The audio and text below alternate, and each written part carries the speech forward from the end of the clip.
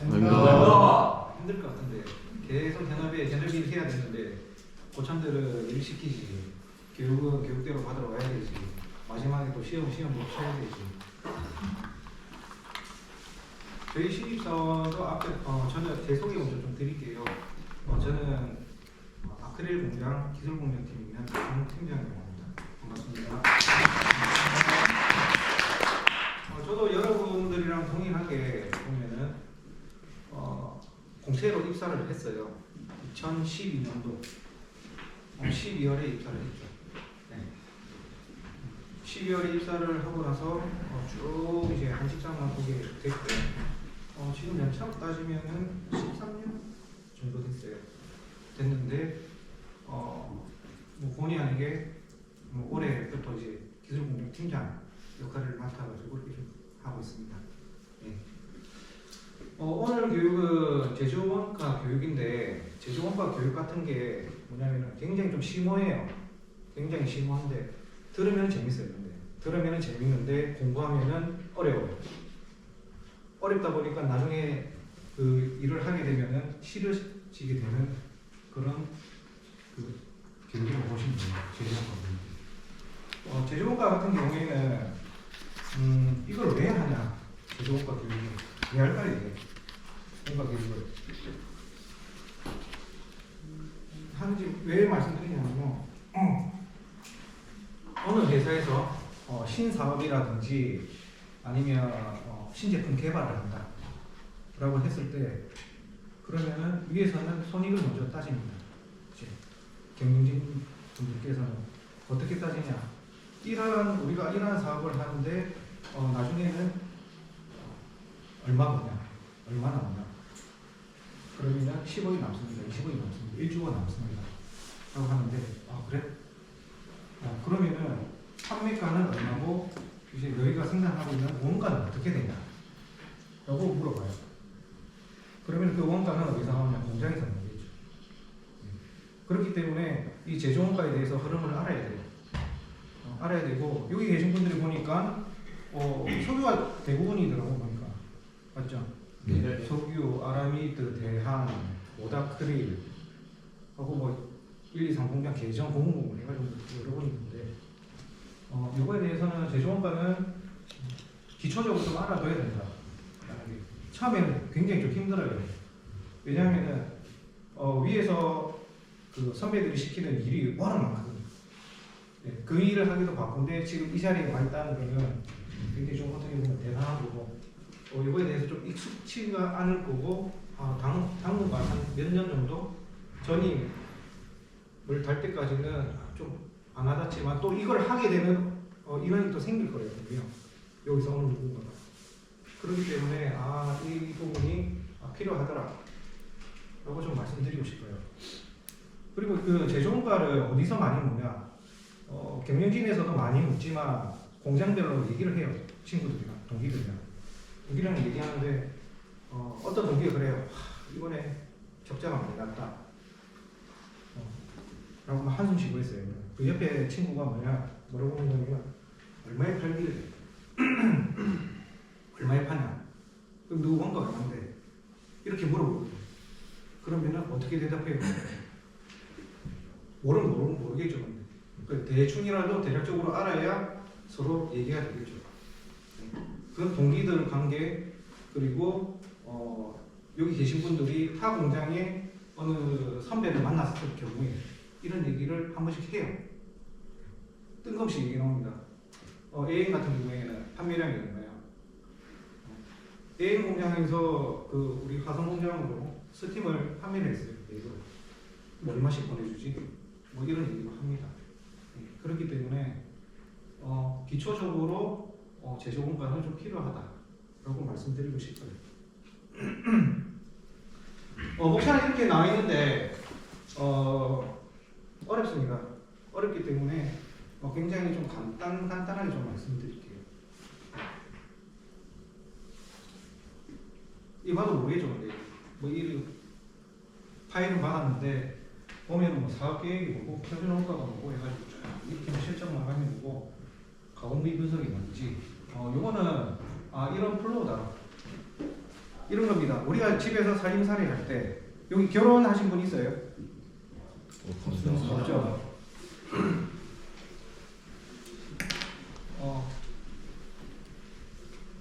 연애를 해가지고 나중에 결혼을 하게 돼 있어. 네, 결혼하기 전에 작전을 세우겠죠. 둘이서 내 수입이 얼마고 상대방 수입이 얼마고 그 수입에서 아파트를 한 채 사고 했을 때 이자가 얼마나 하고 원금 얼마나 하고 우리 생활이 어떻게 쓰고 그리고 또 가정을 가지게 된다. 그럼 또 자녀가 생기겠죠.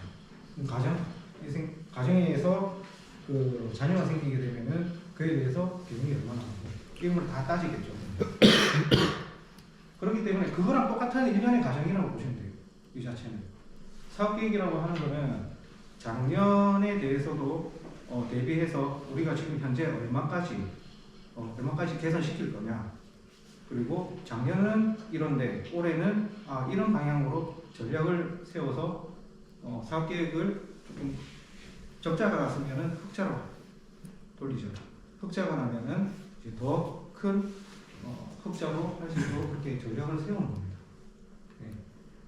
그리고 그 사업 계획을 세우게 되면은 여기 보시면은 쭉 흐름대로 나타나 있는데,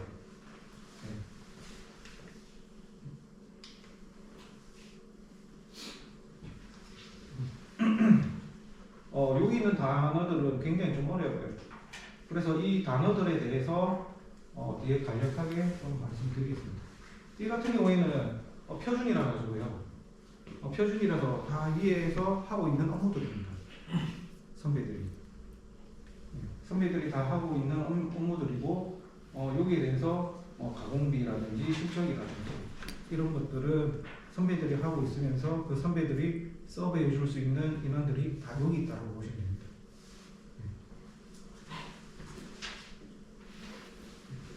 용어부터 좀 말씀드릴게요.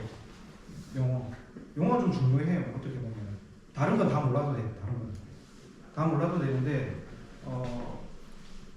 이 같은 경우에는 대부분 우리가 어렸을 때부터 초등학교 때부터 계속 공부를 해왔잖아요. 해보고 그리고 직장을 얻게 되면서 굉장히 좀 심하게 이런 것들이 쓰인다고 보시면 됩니다. 그래서 그 제조업과 그리고 이런 부분은 누가 주로 담당하고 있냐면은 공장들을 보통 한 명 담당하고 있거든요. 원가 담당자 아실 거예요. 대안도 누가 하고 있는지 아실 거고, 그리고 모다크릴도 누가 하고 있는지 아실 거고, 석유도 마찬가지예요. 그 인원이 대부분 이걸 관리를 합니다. 거의 혼자서 하죠. 그 친구는 그 일만 해요. 원가만 앉아가지고 현장에 돌아다닐 시간이 전혀 없어요. 원가 담당이 하는 원가 대신에 그 친구는 살림살이를 어떻게 보면은 다 도맡아서 하기 때문에 굉장히 술취에 좀 밝더라고요. 하다 보니까 밝아지고, 그리고 요거에 대해서 금액을 써야 된다 안 써야 된다 통제하기도 하고. 그래서 우리가 제조원 원가를 나왔던 제조원 원가는 영업팀에 공유를 해서 우리가 실제적으로 이익이 어느 정도 날 것인지, 적자가 나면은 얼마나 적자가 날 것인지 하고 시뮬레이션도 돌리기도 합니다. 이 용어에 대해서 간단하게 말씀드릴게요. 제조원가는 그거예요. 제품을 생산하는데 들어가는 제조 비용이라고 보시면 됩니다. 이런 거죠. 예를 들어서 제가 떡집을 해요. 떡집을 하면 뭐가 필요하겠어요? 쌀, 또 기계, 또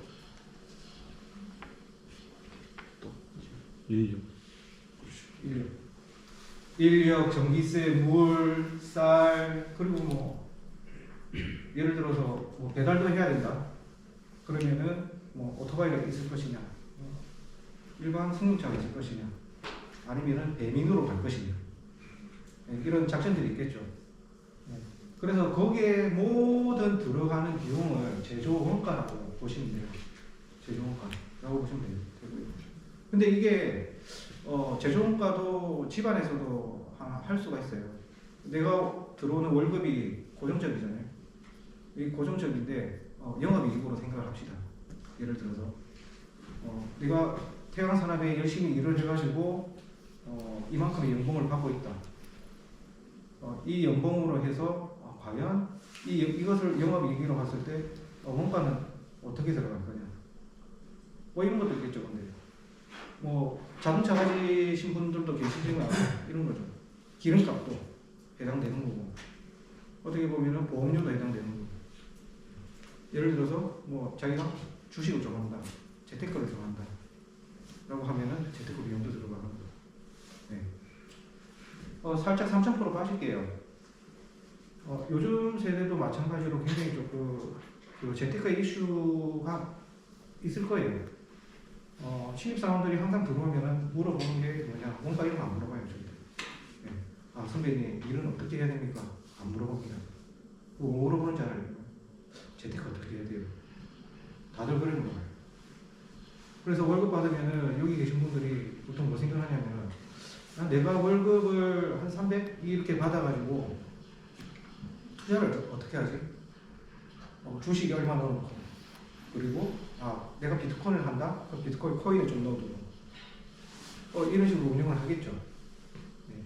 그래서 그렇게 전반적으로 그 제조원가는 제품에 들어가는 원가를 계산해 주는 거다 라고 해서 제조원가입니다. 그리고 두 번째는 이제 매출원가라는 게 있어요. 매출원가. 매출원가가 뭐냐라고 하면은 이런 거예요. 제가 떡집을 하고 있잖아요. 떡집을 하고 있는데 저번 달에 1kg 만드는데 떡집 그 1kg 만드는 떡을 1kg 만드는데 1,000원이 들었어요. 1,000원이 들었어요. 그러다 보니까 저번 달에는 1kg 들었는데 이번 달에 보니까 500원이 들더라고요. 1kg 만드는데. 그러면은 그 금액이 얼마일까? 재고에 대한 금액이 750원이겠죠. 저번 달에 1,000원, 1kg 1,000원 만들고 이번 달에 750원, 500원짜리로 만들었으면은 내가 평균적으로 생산했던 원가가 750원. 이로 보시면 됩니다. 되는데 소상공인들이 잘 나가시는 분도 많잖아요. 근데 여기 보시면은 어쩔 수 없이 망하시는 분은 어떤 거냐? 이런 것 때문에 망해요. 네. 작년에 예를 들어서 저번 달에 1,000원 주고 엄청 만들었어요. 1,000원 주고 조금 만들었어요. 예를 들어서 2kg, 3kg. 근데 이번 달에 500원 주고 한 1kg 정도 만들었어요. 그러면 어떤 생각을 하냐면 이번 달에 싸게 만들었으니까 싸게 팔면 되겠다. 1,000원만큼 안 팔고 예를 들어서 한 550원이나 해서 50원만 남겨놓자 라고 하면은 망했죠. 왜냐? 저번 달에 생산된 그 재고 금액이 굉장히 크기 때문에. 그래서 우리가 그 재고가 굉장히, 그래서 경영진에서 말씀하시는 거는 적정 재고를 가져가자. 그게 재고 회전 기준이라고 해서 재고를 어떻게 운영하는지에 따라서 그렇게 할 수도 있습니다. 그래서 그러면은 위에서 또 어떤 전략을 짜냐? 비쌀 때 원료가라든지 이런 게 전부 다 그 재료라든지 비쌀 때 많이 생산을 한다. 그러면 오히려 손해겠죠. 그때는 가동률을 낮춥니다. A행 같은 경우에는 어떻게 되냐? 유가라든지 우리 석유화학 제품 볼게요. 울산에 되게 그 석유화학 공장이 되게 많잖아요. 이거의 변동폭은 아시다시피 유가에 따라서 움직입니다. 예. 유가가 오른다. 그러면은 제품가를 좀 올려야 돼요. 유가가 떨어진다. 그럼 제품가도 떨어집니다. 그래서 이게 그 우리 생산 제품은 계속 연동이 돼요. 변동된다라고 보시면 돼요. 예, 변동되는데 그 소상공인들이 망한다고 했던 이유는 뭐냐면은 이번 달에 내가 싸게 했으니까 그만큼 싸게 팔아야 돼. 그러다 보니 앞에 있는 거를 까먹는 거죠. 잊어버리는 거죠. 그러다 보면은 계속 이제 적자폭이 커지는 거예요. 그래서 그 회사는 그 사업은 폐업을 하거나 그렇게 되겠죠. 아니면은 뭐 다른 가게를 차리고 나오게 됩니다. 그게 매출원가고요. 판매 관리비라고 하는데 판매 관리비 같은 경우에는 이제 판관비라고 해요. 환관비 이런 겁니다. 판매할 때 운임 이런 부분도 있지만 그리고 판매할 때 우리가 들어가는 이거는 보통 이제 영업에서 하는데 영업팀에서 그 영업을 할 때 그 주위에 있는 그 유관 부서들 있죠. 예를 들어서 회계라든지 우리 인사라든지 이런 비용들은 어떻게 발생이 되냐? 그분들이 직접 매출을 일으켜 가지고 이익을 보진 않잖아요. 그렇기 때문에 그 인원들을 영업팀 쪽으로 배속을 시켜요. 매출이 일어나는 쪽으로. 매출이 일어나는 쪽으로 배속을 시키는데 그러면은 거기에 대한 공통된 인력이 들어갈 것이죠. 예를 들어서 내가 고객사를 만난다. 고객사한테 밥을 사줘야 된다. 그것도 하나에 들어가겠죠. 그래서 여기 판매 관리는 말 그대로 판매비랑 관리비 그리고 제품 판매할 때 1년의 활동들이 들어가는 비용을 이제 판매 관리비라고 보면 됩니다. 네. 요걸 좀, 그 다음에 이걸 좀 잘 아셔야 될 거예요. 이게. 여기 주식하는 사람 있습니까? 없어요? 재테크 안 하네. 네. 영업이익으로 하면은 우리가 이런 겁니다. 말 그대로 제품 팔아서 벌어들이는 이익을 영업이익이라고 하죠. 혹시 우리 회사 재무제표 본 사람 있어요? 네. 어떻던가요? 그 어떤 빚이 없고 빚이 없고 지금 그 다른 같은 계열 주식을 좀 처분하고 있어서 SK 브로드밴드 이런 거. 네, 그래서 좀 계속 오르고 있어요. 그 정도만 알고 있어요. 그런 거에 대해서 말씀드릴게요.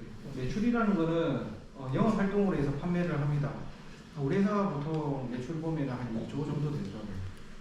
2조 정도 되는데 뭐 지금 찍고 있지만 그런데 예를 들어서 반도체라든지 그 S모 회사 그리고 S모 전자 뭐 이런 쪽도 있겠죠. 근데 그쪽에서는 매출이 어마어마하잖아요. 영업이익도 보면은 100조 훨씬 넘어갔던 것 같은데 안 나왔거든요. 이게 좀 크죠. 이번에 특히 뭐 S모, 닉스 같은 경우에는 아시다시피 반도체가 한번 터지는 바람에 엔비디아 때문에 그렇게 되면서 매출도 올라가고 영업이익도 올라가고 그러다 보니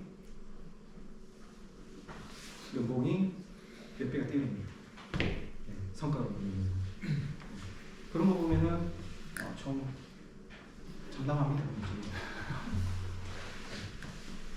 그래서 다시 돌아오면은 영업이익 같은 경우에는 영업 활동을 해서 벌어들이는 비용이다 라고 보시면 돼요. 보시면 될 거고 그럼 순이익이 뭐냐? 순이익 단기 순이익이라고 들어봤죠. 단기 순이익 이런 거예요. 제가 여기서 사업을 해요. AN을 팔까? 제 독단적으로 사업을 합니다. 한 100억 벌었어요. 네. 영업이익으로 영업활동을 해가지고 100억을 벌어들였는데 근데 제가 빚이 많아요. 빚이 많다 보니까 빚으로 해가지고 나가는 비용이 150억 정도 됩니다. 그러면은 그게 무슨 말이냐? 제 주머니에 50억씩 나간다는 거죠. 150억이 나갔다는 거죠. 왜냐면은 100 따기 마이너스 150억 50억인데 50억 나갔다는 거죠. 그만큼 주머니에서. 그게 아까 재무제표 부채가 적다라고 하는 뜻은 뭐냐라고 하면은 우리 회사가 보면은 작년, 재작년 해서 보면은 영업이익은 마이너스인데 당기순이익은 2천억, 2,600억 이렇게 올라가 있습니다. 그 이유가 뭐냐? 제품 팔아서 이익은 잘 못 내요. 대신에 다른 투자 활동이라든지 이런 걸 가지고 돈을 벌어들이는 거죠. 이렇게 보시면 돼요. 이름이 어떻게 돼요? 이유현. 이유현 사원이 월급이 400만 원 받습니다. 400만 원 가는데 거기 플러스 주식도 엄청 잘해요. 비트코인 한번 딱 치면은 한 10배 딱 올리고 그랬으면 좋겠지. 그래서 들어오는 돈이 2천만 원 정도 됩니다. 그러면은 뭐 여기저기서 뭐 세금 떼고 보험료 떼고 하다 보면은 뭐 2,400만 원에서 빠지겠지. 그러면은 내 주머니에 들어오는 돈은 한 2천만 원 정도 되겠다 라고 보시면 돼요. 대신에 부채율이 굉장히 높다라는 거는 굉장히 좀 마이너스예요. 제가 알고 있는 그 H사 같은 경우에도 동종업계죠. 거기 보시면은 재무제표를 많이 저도 한 번씩 보거든요. 다 알지는 못하고 보면은 부채율이 뭐 200% 300% 이래 되거든요. 그러면은 걔네들 보면 영업이익은 되게 좋아요. 영업이익은 제품 판매로 이루어져서 영업이익이 되게 좋은데 단기 순이익을 보시면은 주머니에 직접적으로 돈이 들어오는 걸 보시면은 우리 회사가 더 많습니다. 그렇기 때문에 중요한 거는 매출, 영업이익, 단기순이익을 잘 보셔야 된다는 거. 그리고 재테크로 다시 또 넘어가면은 재테크할 때 이 세 개 좀 집중적으로 보면 돼요. 영업이익보다는 이 단기순이익 위주로 좀 보시면 돼요. 그리고 매출도 늘어나는 거.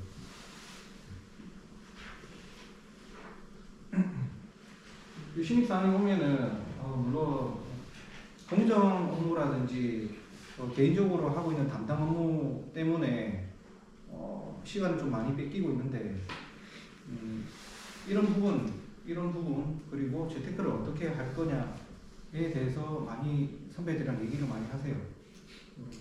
하시는 분들도 있고 뭐 일만 하다가 집에 가는 그 사람들도 있겠죠. 그래서 그리고 저희 팀 같은 경우에 저희 공장 같은 경우에는 한 번씩 얘기를 합니다. 8시간 동안 다 일할 수 없잖아요. 그러면 짬짬이 시간을 내서 얘기를 합니다. 이번엔 어디가 좋고 어느 종목이 좋고 이번엔 어느 종목이 나쁘고 이때쯤이면 요거 좀 한번 들어가 봐도 되겠다. 네. 언제는 한 요 정도 들어가면 되겠다 라고 그렇게 얘기도 해주거든요. 실제로 한 사례가 있었어요. 제가 대리대였나? 신입사원이 왔었거든요. 제 밑에 바로 밑에 있는 친구가 들어왔어요. 맨 처음에 뭘 가르쳤냐? 공정부 교육도 중요하고 원가 이런 것도 중요하다. 재테크를 한번 해봐라.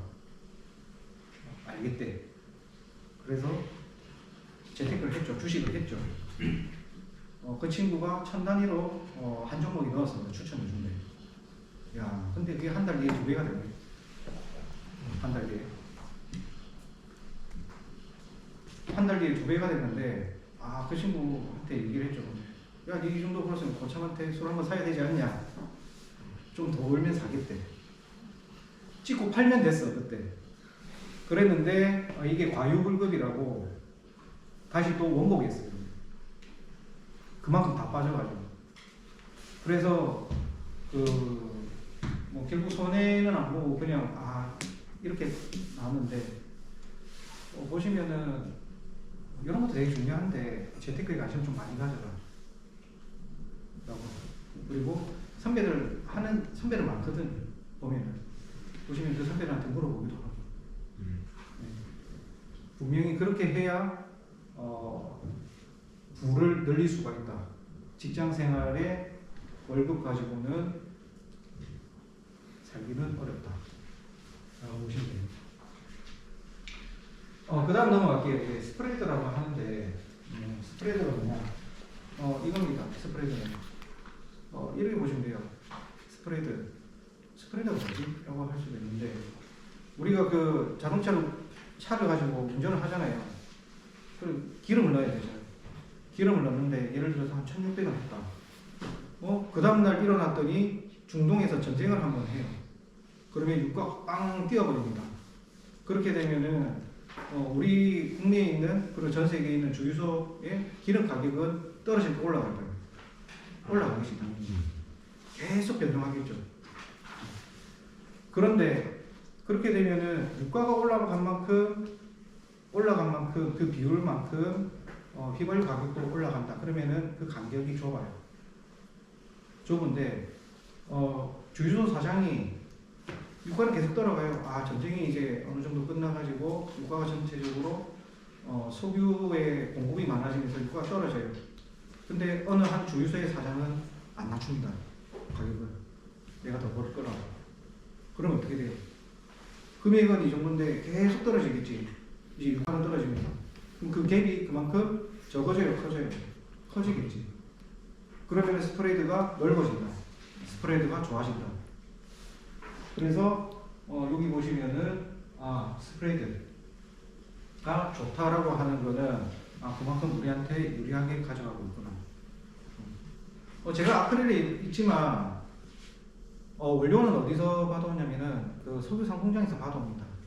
예. 제가 그 출장을 한 번씩 갔었는데 해외 고객사들 만나러 갔었는데 가면은 걔네들 그 사장들이 물어보는 거는 뭘 물어보냐면은 우리 판매가가 얼마예요 물어보지는 않습니다. 첫 번째 뭘 물어보냐 애인 가격이 어떻게 되냐 라고 물어봐요. 파이바 가격을 물어보는 게 아니에요. 그러면은 그 사장은 대충 그 흐름을 알고 있으니까 그러면은 떨어질 것이다. 아크릴 제품이 가격이 떨어질 것이다. 올라갈 것이다. 라고 판단하죠. 네, 그에 맞춰서 이제 거래를 이루어지는 거예요. 네, 우리도 마찬가지다시피 아크릴 같은 대안도 마찬가지예요. 네, 대안도 마찬가지, 아크릴 마찬가지. 보시면은 AM 받아 쓰고 그리고 그 대안도 마찬가지인데 원료 가격이 계속 올라간다. 원료 가격이 계속 올라간다는 거는 판매가를 위로 올릴 수가 있어요. 들어 올릴 수가 있어요. 그만큼. 아까 전에 그 휘발유 가격 얘기하듯이. 네. 그런데 그러면은 A 가격이 올라간다. 그러면 아크릴 제품이 가격이 올릴 수가 있다. 그런데 아크릴 제품을 쓸 수 있는 수요가 굉장히 작아져요. 수요가 작다라는 거는 공급이 많다는 거기 때문에 공급 대비 수요가 작으면은 가격은 어떻게 돼요? 아크릴 섬유 가격은 떨어지겠죠. 그러면 역전 현상이 일어나겠죠. 그렇게 되면 적자가 되거나 아니면은 그 스프레드가 굉장히 좁아지게 되면은 우리가 발생되는 영업이익은 줄어들겠죠. 이렇게 보시면 돼요. 그리고 밑에 원단위 그 단위원가라고 있고 그 영업 EBD라고 있어요. 영업 EBD. 뭐냐면 에비타라고 얘기를 하는데 요겁니다. 이유현 사원이 사업을 해요. 예를 들어서 100억짜리 사업을 합니다. 100억짜리 이게 반도체 회사, 클리닝 회사를 차려가지고 설립을 해서 사업을 하는데 근데 거기에 보면은 자본이 없어요. 가진 게 없어. 당신이 가진 게 없어. 1억뿐이야 가진 게. 그러면은 100억짜리 뭔가 만들려고 하면은 투자도 받아야 되겠고 그 투자를 받아가지고 설비도 갖다 놔야 돼요. 사람도 채워야 되겠고 이런 활동들이 이루어지잖아요. 그런데 큰 설비 같은 경우 그리고 구축물 같은 경우에는 어떻게 되냐? 그거 같은 경우에는 이 부분에 대해서는 한 번에 돈을 지불하는 게 아니라 이 부분은 이제 6개월 정도, 6년이죠.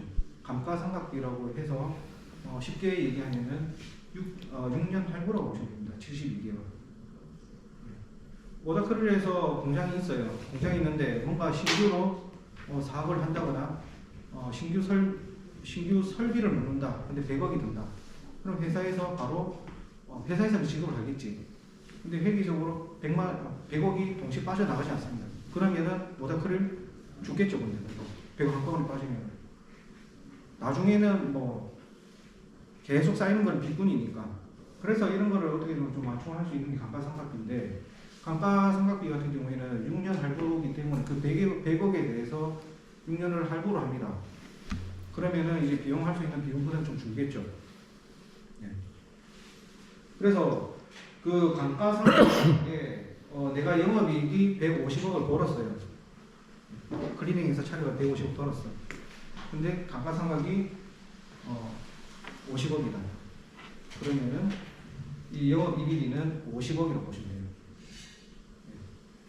근데 영업이익은 보면은 뭐 100억 그대로 되고 보시면 됩니다. 좀 피곤한 것 같은데 한 5분만 쉴까요? 네, 쉬었다. 시작할게요. 예. 그다음부터 좀 따분합니다. 제일 중요한 건 어떻게 보면 앞에 위주로 용어들에 대해서 알면은 일단은 한 반은 좀 지식을 보는다고 보시면 돼요. 드디어 뭐 개정 이런 게 있는데 이거는 그냥 아시는 그냥 참고 삼아서 듣고 있는 게 많이 다릅니다. 물류에는 뭐 공장 설비 그리고 뭐 재료 그리고 그 출고 보관 이용 생산 어떻게 하는지 그리고 개정이라고 있어요. 우리가 모든 일련의 활동들을 전산상으로 처리하게 되는데 옛날처럼 뭐 구멍가게에서 종이에다 써가지고 수준 발행하고 그렇게 하는 게 아니라 모든 게 이제 전산으로 하다 보니까 계정이라는 게 있습니다. 가령 뭐 A라는 계정, B라는 계정 이런 게 있습니다. 근데 그 코드에 맞게 뭐 자산이라든지 부채라든지 자본이라든지 수익 이런 부분이 이런 계정들에 의해서 있다는 거. 그리고 자산 같은 경우에 원재료, 토지, 주문 이런 게 있구나. 이게 무슨 말이냐라고 하면은 우리가 원재료를 구입을 한다. 그리고 뭐 토지, 건물, 임대료를 준다. 이런 부분에 대해서는 이런 자산 계정을 쓴다는 라고만 간략하게 아시면 되겠습니다. 네. 이게 그 판매 출고 매출 원가에 대해서는 맨 처음에 제가 말씀드렸죠. 이거는 1월 달에 1,000원에 1kg를 1,000원에 만들고 2월 달에 500원을 1kg 만드는데 500원 들었다. 그러면 그 합이 750원이더라. 1kg. 그래서 이거는 간단히 보시면 돼요. 이 수량이 500톤 만드는데 단가가 2,000원이더라. 그래서 보면은 여기가 10억 되더라. 그리고 기초에 우리가 재고를 가지고 있지만 이번 달에 생산했어요. 2,500톤 생산했고 단가가 이 정도 된다. 단가가 올라갔을 때 그때는 50억 5천. 그래서 이 평균 가격으로 보니까 그때 재고를 감안한 가격을 보니까 토탈 그 출하되는 거 다 하고 나서 남는 게 2,400좀 팔았을 때 단가는 이렇고 금액이 이렇게 되더라고요. 이게 좀 보기가 계산해보면 되는데 아까 전에 지금 말씀드렸다시피 그렇게 이해하시면 됩니다. 꼭지로.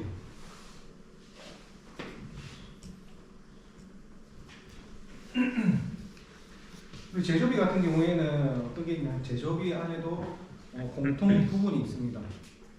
이 공통비가 왜 필요하냐, 우리가 사업이라든지 생산을 하는 공장에서 매출과 영업이익이 일어나는 거는 공장에서 일어납니다. 맞죠? 뭐 예를 들어서 뭐 공무 계정 쪽에서 매출이 일어나진 않잖아요. 왜냐면 이 조직들은 어떻게 보면은 매출이 일어날 수 있고 판매가 될 수 있도록 서브해주는 그 역할들이죠. 네. 그렇기 때문에 만약에 그 모다크릴에서 지금 공장이 있어요. 여러 공장이 있죠. 지금. 화성에는 모다크릴, 아크릴, 그리고 뭐 아라미드, 대안 이렇게 있는데 이 공장을 공통비를 어떻게 가져갈 것인가? 인력도 있어요. 마찬가지. 예를 들어서 청소하시는 여사님, 그리고 기본적으로 뭐 술이라든지 하시는 이제 여성, 그리고 우리 그 되게 보면 나무들이 많잖아요. 나무들이 많은데 그거를 이제 그 정리하시는 이제 조경 기사님, 이 부분에 대해서 배부가 필요하잖아요.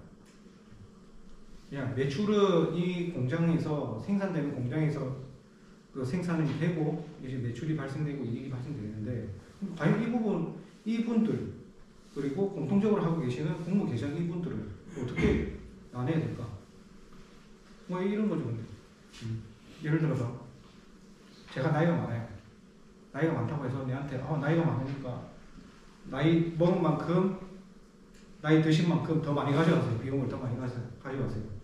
이건 굉장히 불합리하죠. 내 입장에서. 그럼 그걸 과연 어떻게 나눌 것인가? 라는 그 기준이 있어요. 그 기준은 SKF라고 해가지고 주요 통계 지표라고 하는데 그거에 따라서 배수가 되게 됩니다.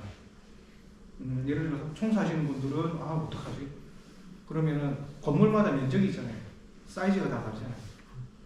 모닥크리는 이만하고 아크릴 이만하고 그러면은 면적비로 가져간다. 라든지 공무개전 그리고 뭐 다른 부분에는 어떻게 하면은 아크릴에서 생산량이 한 달에 생산할 수 있는 생산량이 많으니까 생산량이 많다는 거는 그만큼 뭐 정비라든지 이런 것도 많아지겠죠. 가동도 늘고 그러다 보니 여기에 들어가는 인원이 더 많이 들어간다. 그리고 자재들도 많이 들어간다. 그러면은 생산량으로 나눕니다.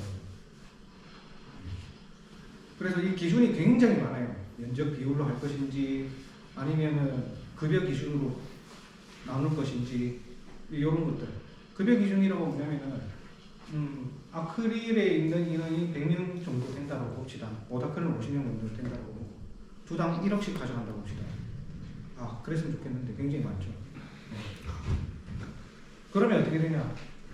우리 공장에서 그 인건비가 100억이 나갔으니 상대적으로 그 모닥크릴 50억을 줬으니 이 나머지 인원들은 그러면은 이 사람들의 월 급여 기준으로 배분을 하자. 토탈이 150억이잖아요. 150억 중에 우리가 아크릴이 100억을 이제 급여를 인건비가 발행한다. 그러면 한 66% 정도 되니까 그 정도는 이 나머지 공통 인원들의 비율을 60%만큼 책정을 시키죠. 그리고 나머지 34% 요 정도는 모닥크릴의 비용으로 처리를 하죠. 라고 있습니다. 그렇게 진행하고 있어요. 공통비가 지금 좀 이슈가 좀 있거든요. 이슈를 어떻게 했냐면은 아크릴 공장에서 원가 담당자가 찾았어요. 네, 수십 년 동안 못 해왔던 건데, 근데 새로운 시각으로 바라봐서 그 원가 담당자가 이거를 발견하고 이슈화 시켜서 이제 전 공장에 회의도 많이 하고 있거든요. 그런 거 보면은 오히려 지금 세대들이 더 대단할 수 있다는 거. 여기 계신 분들이 과거에 뭐 팀장 그리고 선배들 전혀 모르고 넘어갔던 부분이 새로운 시각으로 바라봤을 때 그리고 자세하게 하고 들었더니 이런 부분이 불합리하더라. 그 친구가 언제 작년에 대를 달았나? 4, 5년 차 정도 돼요. 아무도 못 찾았던 20년, 30년 근무하셨던 그분들도 못 찾았던 거를 그 친구가 찾아낸 거죠. 그리고 계정 같은 경우에도 아크릴 담당하고 있던 계정하고 있는 그 친구가 이거는 마감이 잘못되어 있더라 라고 해서 또 찾아냈어요. 근데 그게 우리한테 불이익으로 온 거지, 결론적으로.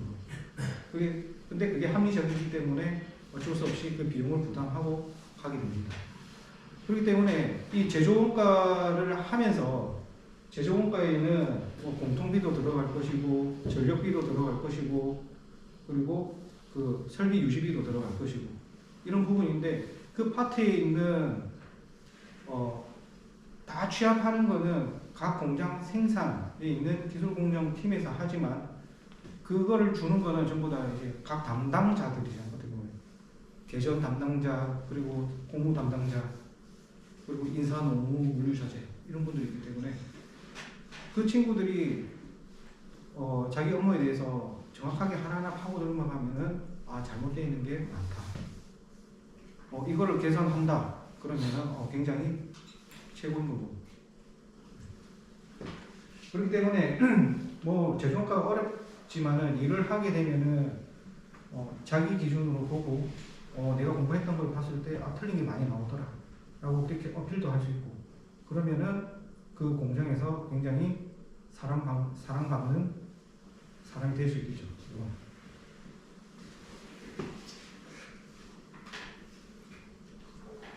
이런 부분은 그냥 알고 계시는데 자료로서만 알고 계시면 되고요. 배분은 굉장히 많습니다. 뭐 월 급여 배분, 뭐 인원수 배분 이렇게 너무 많아요. 이게. 너무 많아서 원가 담당자들은 이걸 또 다 알고 있어요. 물론 여기 계신 분들이 그렇게 되겠지만 쉽게 설명하면 하나 더 있어요. 공통비 배분 같은 경우에 우리가 식사할 때 식당을 활용하잖아요. 네. 과연 거기서 먹는 식당은 어떻게 처리할 것인가? 식비는 어떻게 처리하는 게 가장 합리적인가? 그렇게 얘기도 할 수 있습니다. 이런 거죠. 전체가 100명이네요. 전체가 100명인데 아크릴 70명입니다. 70명이니까 인원수만큼 더 가져간다. 이렇게 보시면 되죠. 모다크릴이 30이다. 30명. 뭐 30명이라 해가지고 70명보다 더 먹진 않잖아요. 물론 좀 먹을 수는 있는데 그렇기 때문에 인원수로 배분시킨다든가. 그래서 그런 이제 개정이 있더라. 급여로 한다는 거 그리고 인원수대로 한다는 거. 근데 이 개정은 우리 울산 공장에서 행해지는 게 아닙니다. 아니라 요거를 건의를 해서 보시면 본사에 계시면 이제 내부 회계팀 다 소통을 해서 만들어 나가야 되는 그런 일련의 과정입니다.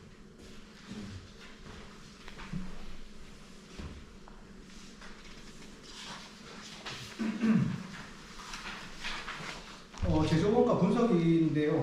이거는 매월 합니다. 매월 하기도 하고 6월 중간중간에 하기도 하고. 왜 하냐? 제가 사업을 합니다. 사업을 하는데 사장이에요. 제가 사장인데 이번 달에 얼마가 이익이 날 건지 얼마만큼 적자를 봐서 끌고 있는지 궁금하잖아요. 그렇게 해야 좀 많이 남으면 쇼핑도 좀 하고 백화점에 가서 뭐 애루사 이런 것도 좀 하나 사고 그렇게 할 수 있는데 그래서 궁금해요. 궁금하면은 밑에 물어봅니다. 이번 달에 얼마 남냐? 10억이 남습니다. 왜? 평가는 얼마냐? 원가는 얼마냐? 자기 생각했던 거는 15억인데 내가 생각하고 있는 거는 15억 걸어야 되는데 왜 10억밖에 안 나지? 그러면은 얘기를 합니다. 요거에 대해서 분석을 하겠죠. 평가는 고정인데 원가에서 좀 문제가 있는 것 같습니다. 그 원가가 어떻게 돼? 내가 세울 때는 분명히 15억으로 세웠는데 왜 10억밖에 안 돼? 평가는 동일한데 뭐 물류비라든지 운행비도 다 동일하다고 봅시다. 그리고 원가에서 빵꾸가 났거나 5억만큼 그러면은 이걸 분석을 해야 되겠죠. 어디서 빵꾸가 났는지 이거. 그래서 그 빵꾸 난 5억만큼 앞으로 어떠한 액션을 해가지고 이 비용을 손실 비용을 줄여나갈 건가 이런 플랜으로 갑니다. 그래서 보면 되게 많아요. 생산량이 얼마고요. 그리고 뭐 원료비 그리고 변동비 고정비 이런 게 있는데 가공비 안에 크게 보면 많습니다. 뭐 변동비 고정비 그리고 뭐 수선비 인건비 뭐 감가상각 그래서 가공비가 있고 근데 이걸 하나하나 다 뜯습니다. 보시면은 변동비라는 같은 경우에는 그겁니다. 이제 주로 보시면은 유틸리티 사용량이라고 보시면 되는데 집에 에어컨이 있어요. 에어컨이 있는데 여름에는 엄청 덥잖아요. 24시간 풀로 돌려놔요. 그랬더니 그만큼 이제 전기세가 많이 올라가더라. 그럼 그만큼 쓴 거니까. 그리고 조금 날이 선선해지더라. 졌더니 그러면 에어컨을 좀 꺼도 되겠다. 왔다 갔다 하잖아요. 등락폭이 있는 이런 우리가 얼마나 어떻게 사용하냐에 따라서 움직임이 이제 변동비라고 보시면 됩니다. 그래서 전기, 스팀, 용수 이런 부분이 있고요. 그래서 여기 보시면은 이 증감 분석을 항상 합니다. 이거 선배들이 하고 있겠죠. 왜 우리가 사업 계획을 세울 때 어떻게 계획을 세우냐면 사업 계획은 내년도 사업 계획을 세울 때 보통 한 10월달 정도 세웁니다. 그동안에 1년에 우리가 올해 1월부터 해왔던 이 행위들과 그리고 이 실적을 바탕으로 해서 작전을 짜고 어떻게 계산할 건지 작전을 짜서 내년도 사업 계획을 세웁니다. 근데 실제로 가보니까 되게 변수가 많아요. 트럼프가 당선이 됐다든지 뭐 이번에처럼, 그리고 뭐 전쟁이 뜬금없이 전쟁이 일어난다거나 뭐 이런 변수들이 이제 대외적인 변수들이 굉장히 많아요. 근데 그런 부분 우리가 다 파악하기 힘드니 일단 흘러가로 가되 그 다음에 그 당일 연도가 되면 된다. 그러면 어떻게 되냐? 실행 계획으로 짭니다. 실행 계획을 짜고, 그리고 그 실행 계획에 짜서 사업 계획은 너무 우리가 조금 허술한 부분이 많더라. 다시 대외적인 환경, 대내적인 환경을 고려해 보니까 요 정도 하면 되겠더라, 실행 계획은. 그래서 그 실행 계획이 나오면은 실제로 우리가 생산 활동을 합니다. 생산 활동을 하면은 이제 마감을 하게 되겠죠, 전체적으로. 생산량이라든지 내가 돈을 얼마 썼는지, 전기는 얼마 썼는지, 이런 부분이 나오면은 이런 부분을 실적 마감을 통해 가지고 사업 계획 대비해서는 실적을 내보니까 요 정도 수준 됩니다. 그리고 실행 계획 대비해서 실적 마감을 해보니까 이런 차이들이 있더라 라고 소명을 하는 거죠. 그래서 이런 업무에 들어간다는 거. 근데 이거는 각 공장에 있는 그 기술공정팀에서 담당을 하는데, 그럼 기술공정팀이 이 자료를 짤 때 그러면 뭐 전기, 스팀, 유틸리티 이런 부분은 어디서 물어보냐? 전기 같은 경우에는 당연히 개전팀 쪽에 물어보겠죠. 전화해서 이번 달에 왜 이렇게 많이 썼냐고, 우리 많이 썼냐고. 물론 그 생산에서도 관리를 합니다. 그만큼 생산량이 빠졌다든지 아니면은 뭔가 이슈가 있었다든지 관리를 하는데, 그 금액에 대해서 계속 개전이랑 핑퐁하기, 그리고 인건비 같은 경우에, 그리고 전기 수선, 여기 있는 공모 쪽에 해당되는 부분은 공모팀이랑 계속 얘기를 하겠죠. 왜 우리 작업 비용이 이 정도 나왔냐? 그럼 다음 달에 이 정도 너무 많이 났으니 적게 해. 작업을 적게 한다든지 이렇게 흘러가게 보시면 됩니다. 어차피 다 할 거예요, 나중에. 이 생산팀에서 계신 분들은. 그리고 유관부서도 마찬가지.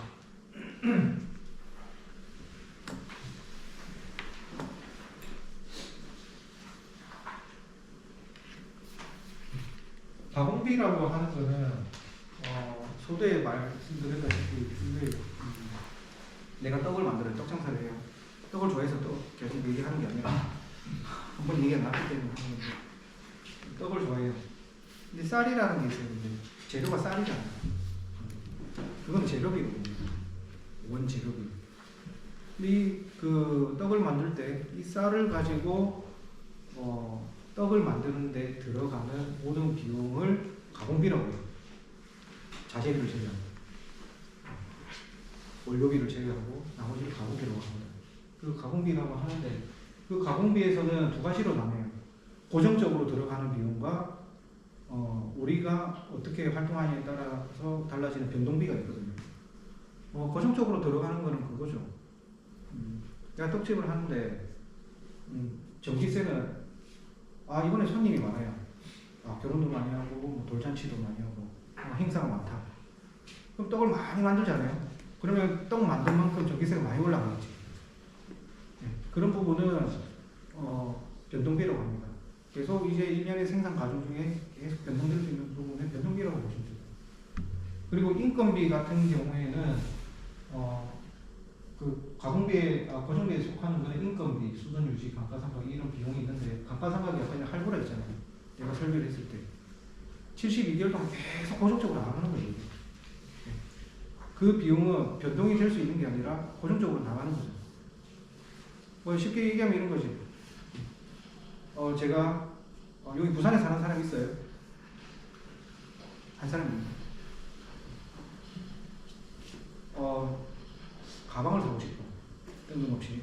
집사람한테 가방을 사주고 싶어. 전세계 부산 신세계 갑니다.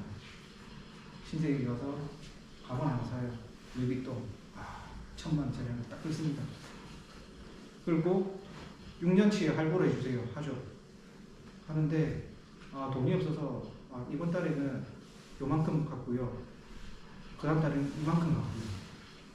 그렇게 될 수는 없잖아. 고정적으로 나가기 때문에. 그렇기 때문에 이 감가상각도 고정비라고 보시면 됩니다.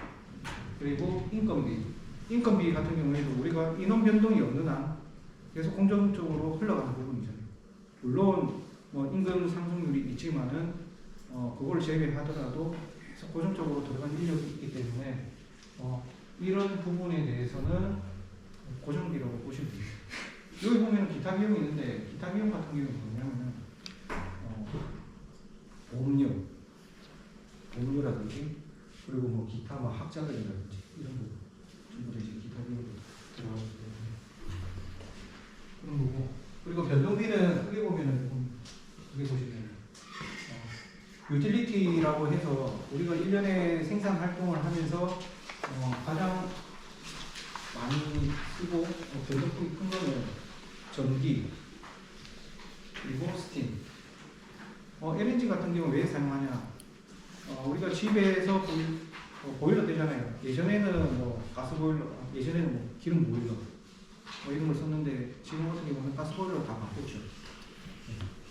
그런 LNG 같은 경우에는 왜 스팀이 우리가 그 소유 상공장에서 스팀을 받고 있는데 예를 들어서 가동을 안 한다. 뭔가 문제가 생겼어요. 그러면은 LNG를 들어가는 그 원료라고 해서 LNG로 보일러를 뗍니다. 그래서 보일러를 가동을 하면은 거기 남은 스팀을 가지고 쓰는 거죠. 그래서 LNG가 들어가는 거고요. 그리고 용수 같은 경우에 우리가 각 공장마다 물 사용량이 많아요. 어떤 데는 자경수를 쓰기도 하고 어떤 데는 이제 순수를 쓰기도 하고 다른데 이런 비용들이 다 들어가요. 그리고 포장비는 뭐 생산한 만큼 들어가는 거니까 계속 이제 변동이 생기겠죠. 이 부분도 뭐냐면은 주원료 분석을 합니다. 가공비 측면이 아니라 이제 제조원가 원가를 분석할 때 분석을 하는데 쉽게 말씀드리면 그거예요. 예를 들어서 우리가 1톤을 생산하는데 A라는 놈이 900kg가 들어갔다. 원래 900kg 들어가야 되는데 990kg가 들어갔다든지 아니면 800kg가 들어갔다든지 1톤 만드는데 990kg 들어가면 굉장히 많이 들어간 거죠. 어떻게 보면 상대적으로 봤을 때.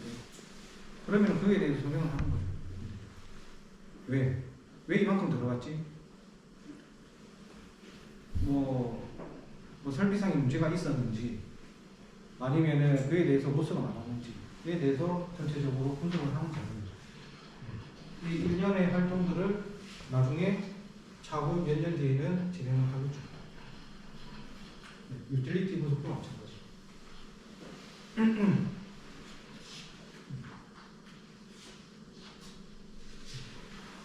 이거 같은 경우에는 왜 제가 보여드리냐면 이건 아크릴 같은 경우에 이제 왜 하냐 중요해요.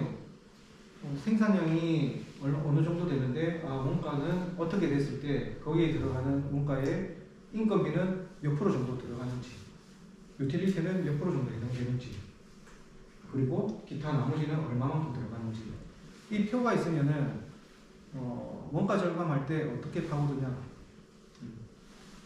보니까 유틸리티 쪽에서 우리가 전기 비율이 높구나 사용량 비율이 높구나 그러면은 용수는 어떻게 할 수가 없잖아요. 줄여봤자 표도 안 날 거니까. 그래서 가장 큰 팩트에 있는 이 전기 사용량을 줄여보자. 그러면 전기 사용량, 전기로 이루어지는 팬이라든지 모터라든지 이런 기타 동력 기계에 대해서 조사를 하겠죠. 조사를 해서 설비가 노후화가 됐는지 아니면은 우리가 사용하는 캐파 대비해서 용량이 너무 과다하다든지 그래서 이런 분석을 통해서 원가 절감을 하기도 하고 비율이 높은 거는 깎기도 하고 그렇게 됩니다. 또 쉽게 말씀드리면은 이런 거겠죠. 휴대폰을 써요. 전화를 막 요즘에는 다 그거니까 무제한이니까 예전에 막 20만 원이 나왔어요. 막 예를 들자면 요금이 20만 원 나왔는데 아 비율이 너무 높다 이거는 내가 가지고 있는 월급에서 비율이 너무 높다. 그러면 방법이 있겠죠. 예를 들어서 요금이 높다는 거는 그만큼 이제 그 휴대폰 가격도 있기 때문에 그러면은 휴대폰을 싼 걸로 바꿔버리든가 아니면은 요금제를 바꿔버리든가 그런 식으로 해서 계속 이제 그러한 분석을 통해 가지고 최대한 우리가 쓸 수 있는 비용 자체를 줄일 수 있게 되겠죠. 그래서 이거 같은 경우에는 이 비율을 여기에 각 공장에 들어가시면 이 인건비 표가 다 있을 거예요. 그래서 이 세부적인 것까지는 외울 수는 없습니다. 외울 수는 없는데 대신에 우리가 생산하고 있는 공장에는 그냥 인건비가 어느 정도 되더라. 그리고 유틸리티는 40% 정도 되더라. 그리고 우리가 보수하고 있는데 쓰는 비용은 한 6% 정도 되더라. 라고 알고 계시면은 나중에 생산 활동 하시는데 굉장히 도움 많이 될 겁니다. 시간이 조금 남았는데 요거 말고 간략하게 제가 좀 말씀드릴게요. 원가 교육은 이 정도입니다. 네, 이 정도로 해서 끝낼 거고 제가 대리 때도 뭐냐면 밑에 신입사원이 오면 교육을 한번 했었고 그 뒤에도 한 몇 번 하다가 이런 기회가 잘 없었는데 이번에 맡게 되면서 하게 된지 그래서 드리고 싶은 말씀은 처음에 입사를 하게 되면은 가장 좀 의욕적으로 많이 합니다. 뭐든지 많이 하려고 해요. 위에 있는 선배들이 이 정도 하고 있는데 내가 과연 빨리 일을 배워가지고 빨리 습득을 해서 고참이 힘든 거를 조금 상쇄를 시켜줘야 되겠다. 각오를 좀 해줘야 되겠다. 그런 부담감을 굉장히 좀 많이 가지고 있는 시기거든요. 얼마 되지 않았지만. 근데 뭐 그런 사람도 있고 안 그런 사람도 있을 거예요. 네. 근데 대부분 부담감을 굉장히 많이 가지고 있을 거예요. 그렇다고 해서 일을 너무 자기가 하기 위해서 너무 열심히 그리고 세부적으로 하는 건 좋지만 너무 거기에다가 스트레스를 받지 마시라는 거예요. 왜냐하면 빨리 퍼지거든요. 그만큼 업무라는 자체는 장기전입니다. 저도 제 밑에 있는 신입사원들 보면 항상 얘기를 해요. 그 친구가 술 마시면서 얘기를 하더라고요. 팀장님, 일을 제가 이 정도까지는 해야 되는데 기대에 못 미치는 것 같아요. 또 그 얘기를 동기들이랑 또 얘기를 하기도 하고 속상해 하더라고요. 근데 전혀 그럴 필요가 없다는 거. 그래서 현업에 계시면서